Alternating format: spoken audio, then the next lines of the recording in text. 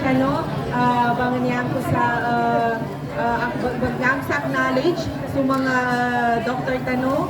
So niya ba nag-initiate niya ang programa si Mr. Javid M. Jabar. Banganyan ko sa katsukul namin sa kanilang kanya nakoma kami siya sa barangay Nangaan. Magpakilala mo na ako no. Sa akin si Miss Mai from the Health Unit of Project Tabang. Niya ba Project Tabangan niya na isa niya ba sa mga flagship program ni Chief Minister Tano si Hud Balawag Ibrahim. Niya ba mission niya ba opisina na bagingay sa direkta serbisyo kanu madako. Ngaya ba sa punggulan Tano niya?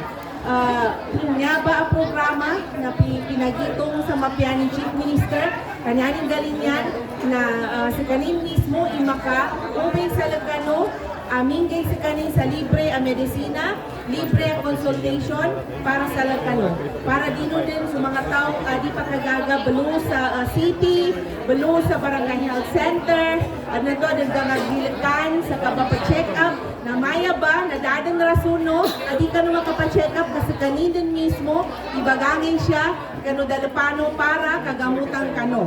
So bangisukulan namin, bangin namin sa kano, sulang nung mga tao siya sa barangay Nangaan na sana participate kano kagi na minsan binyag gangula.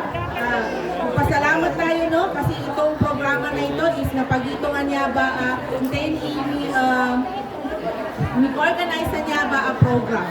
So, ipangingin tanong po no, si Chief Minister Tano na inshallah nagkalindupan so umulin kagina may ka mandung sa umulin Chief Minister na madako pa sa ganin imakadtabang kumapagitong ni makingin sa Tano tabang madako pa sa ganin mapagitong nga programa para makadtabang kanong mga madako na tao.